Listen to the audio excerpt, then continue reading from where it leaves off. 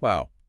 Some deep dives take us down rabbit holes, Yeah. but this one feels different. This feels like, I don't know, stepping into a time machine almost. Mm-hmm. These excerpts you sent us, I guess, it's anchoring the light. Yeah. They're filled with all this stuff about ancient civilizations and cosmic energy. Right. They even mention a place called Hyperborea. Ever heard of that? Yeah, it's what's so fascinating about this text is how it takes all these big grand ideas, right? Yeah. And then brings it down to something that's really personal, this idea that you are like directly connected to this ancient power. It's almost like a blueprint for how to tap into this energy grid that spans the entire planet. I was hooked from the first line, I gotta say. The text, it mentions these places on Earth where light is anchored, right? And it forms this whole network of energy. Okay. And get this, it claims that these points, they were established by the Hyperboreans. Uh-huh. And the Hyperboreans, they were like these beings so advanced that they were actually involved in the design of humanity itself. Right. I mean, come on. That's a lot to unpack. It is. And I think it's important to, to approach all this with a balance of open-mindedness. Right. But also some critical thinking, too, Sure. You see this idea of the planet being crisscrossed by these energy lines. It's not exactly new. Right. I mean, we see it in a lot of esoteric traditions, right? Blurry lines, things like that. Right. Like acupuncture meridians, energy meridians. Exactly. Yeah. Yeah. Okay, so these light injections that the text keeps mentioning, are those like activating these points on this energy grid, or?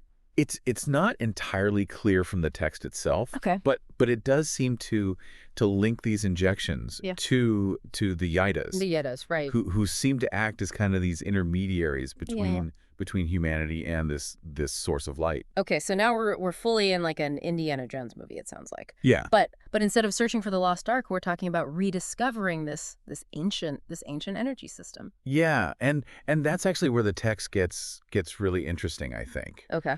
Because it suggests that over time, knowledge of these anchors, it faded. Right. And civilizations, they kind of unknowingly built right on top of them. Wow. It makes you wonder, Yeah. what lies beneath the surface of all these places that we just kind of take for granted, that we consider ordinary. Right. It's like we've gone through this whole deep dive before collectively and just totally forgotten about it. And that idea of remembering, right, of rediscovering what's been lost. Yeah. And that seems to be a key theme here. Yeah. And maybe even more importantly, figuring out how we can access it ourselves. You know what really struck me about all of this? It's how the text connects these light anchors, right, to like personal growth. Oh, yeah. Yeah, it's not just about some, ancient technology or something. It's about cultivating inner mastery. Right.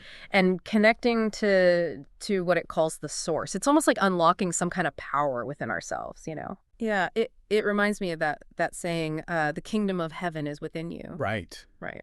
A lot of different spiritual traditions talk about that, right? Yeah. They really emphasize that true knowledge, it doesn't come just from like external study, Yeah. It's about inner exploration. It's about connecting to something greater than yourself.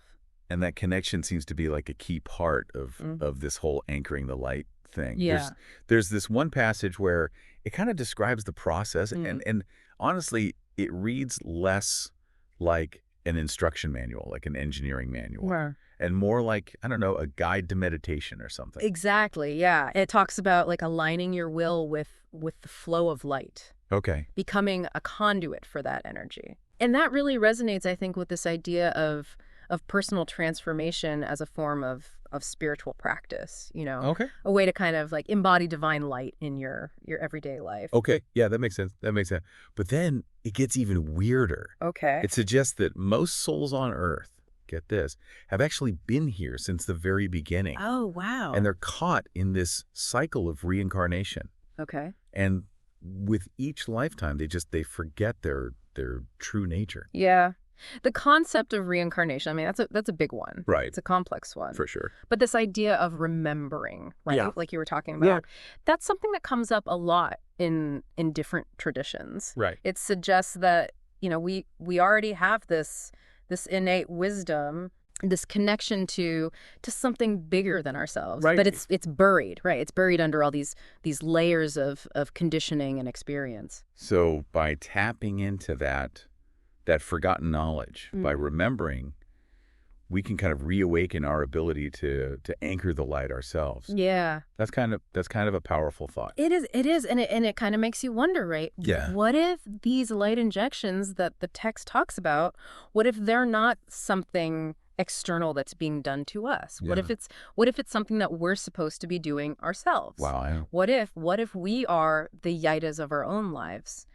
Responsible for activating the light within us and around us. So where does this all leave us? We've got these excerpts, right? They're hinting at this planet-wide energy grid. Right. And these ancient beings who could, like, manipulate light. Yeah. And then there's this whole thing about us, maybe we're not just rediscovering this system, but, like, reawakening to a power we've always had within us. It's a lot to take in, isn't it? It really is. And honestly, I think that's the whole point, Okay. These excerpts, they're not trying to give us all the answers. Right. They're trying to spark questions. Yeah, I see that. They're inviting us to look at the world differently. Yeah. And not just the world, but ourselves, to look at everything with fresh eyes. It's like when you learn a new word. Yeah. Right? Right. And then all of a sudden you start seeing it everywhere. Exactly. Yeah. Like, are we just noticing these connections now because we're looking for them, or are we actually the ones creating them, like through our attention and our intention? That is a big question. Yeah. And I think it gets to the core of what these excerpts are trying to tell us. Okay.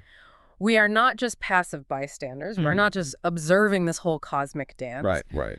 We actually have a role to play. And that role is to anchor the light. Yeah. But how do we actually do that? Right. The text mentions love a lot. It says something like love is the fuel. Yeah. But that feels kind of abstract, It does, but what if we take it literally for a second? Okay. I mean, we talk about love as this energy all the time, right? Right, yeah. This force that connects us all. So what if the very act of expressing love, of choosing compassion and kindness, what if that actually feeds into this energy grid somehow? So by focusing on love, by nurturing that within ourselves and letting it radiate outward, we're essentially like sending energy into this grid. It's like we're each, I don't know, like a tiny power station for good vibes or something. I love that. Right. And if this grid is real, if it's really out there, like these excerpts suggest, then, well, maybe our own little efforts aren't so insignificant after all. Right. Maybe every act of love, every moment of connection, it strengthens the light for everyone.